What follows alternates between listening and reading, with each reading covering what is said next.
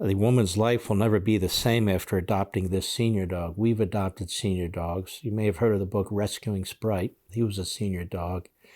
We only had him 24 months before he passed away. Then we had Griffey. We had him 4 years, but the last 3 or 4 months of his life weren't the greatest. I regret that deeply. As many of you know, it's just hard to know when to act. It's very hard to know. And I won't get into the rest. Anyway, let's take a look. The Dodo. Go. This is a story of how a senior dog changed my life forever. Nobody wants to adopt senior dogs and they just sit in the shelters forever.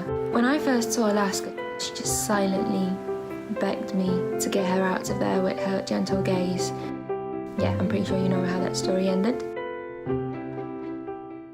So I take her home and she just seemed so defeated. The first few hours were not easy. She's scared to walk out the door.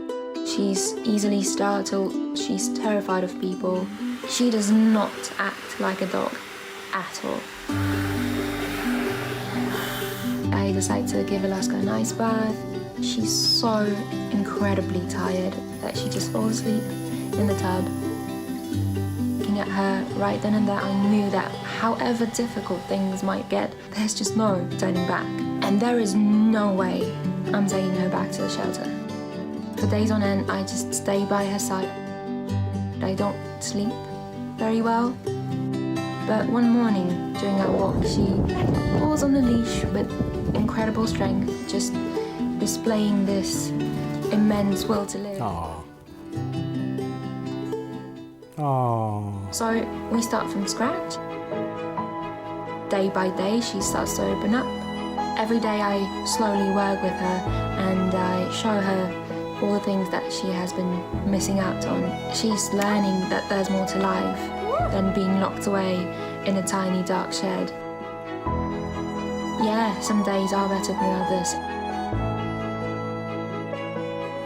The process just requires a lot of patience. So one day when she finally runs by my side, I literally cry. Like as though I just saw my own baby taking its first steps. It just feels so nice to see her enjoy the simple things after more than 10 years of being miserable. The adoption gave her an opportunity to experience what freedom and true happiness is like for the first time ever. I never considered myself to be a particularly selfish person, but selflessly putting another living being first is something else. And I just didn't think I could do that. If you told me last year that I would be a part of the story, I would never believe you because these things only happen on the internet. I never thought I had it in me. Now I know that none of that matters. You can take the dog back to the shelter or you can test your limits.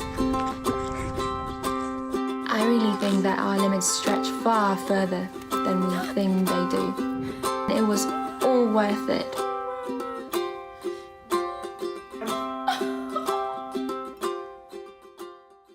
That was very, very powerful to me, that clip, to see that older dog, to see he'd been through hell and how they have to take their time to trust again and to come out of it, to be loved and to love. To have fun because their hearts were already broken, if not once, multiple times. People who mistreat dogs are the lowest of low lives. The lowest of low lives. Because dogs can't speak, they can't defend themselves. All they want to do is love you. For all this and much more, sign up for Levin TV.